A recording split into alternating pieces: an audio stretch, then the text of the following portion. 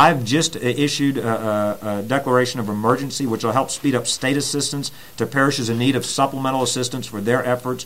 We understand that at least 7 parishes will also be declaring a state of emergency today due to this event. Those are Lafourche, Acadia, Calcasieu, Cameron, Jefferson Davis, St. Mary, and Vermilion Parish. They've informed us, we haven't seen those declarations yet, but they've informed us that they will be doing that. They'll be issuing those declarations as well. Let me give you some additional updates in terms of what else is also happening. And I want to, one thing, before I give you the updates from the different agencies, one of the things I want to say to the people at home, it is so important for folks to make sure they've got a plan.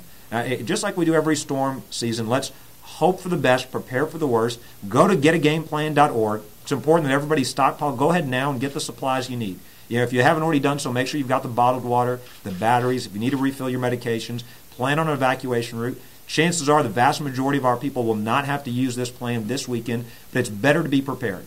Much better. We all hope that people get prepared, get those supplies, make their evacuation plans, don't have to use it this weekend, but at least we'll be ready. We know this is a busier than average hurricane season, and it's our hope that we never have to use those meals, those bottles of water, those batteries, but it's better to have them, better to be prepared than wait till the last minute. So one of the other things I want to encourage people at home is that circumstances are likely to evolve throughout the weekend. It will give updates certainly throughout this entire incident, but it's very important that people pay attention to their local parish officials, the weather forecasts throughout the weekend as well, as events could change quickly. Business owners should certainly look at their business continuity plans to make sure they can keep in contact with their employees, make sure they secure vital records.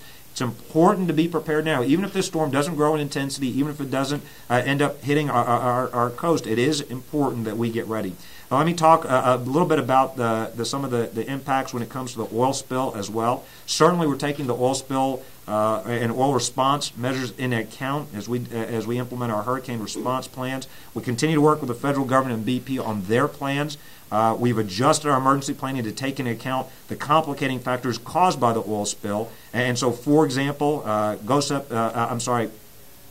Coast Guard has informed me that for example, the response workers that are in these flotillas will be moved out of those flotillas. They'll try to keep them as close to the coastal communities as they possibly can. We're also in close coordination with the Coast Guard in case it becomes necessary for them to move heavy equipment or a large number of workers to make sure that it doesn't interrupt a normal evacuation or other efforts. That doesn't seem likely at this point in this event, but we are working with them to make sure that they've got plans that they can trigger if that does become necessary. In terms of during and after this weather event, DEQ has got several recommendations for individuals. They need to avoid bare skin contact with sediment, soil, indoor surfaces with visible oil contamination.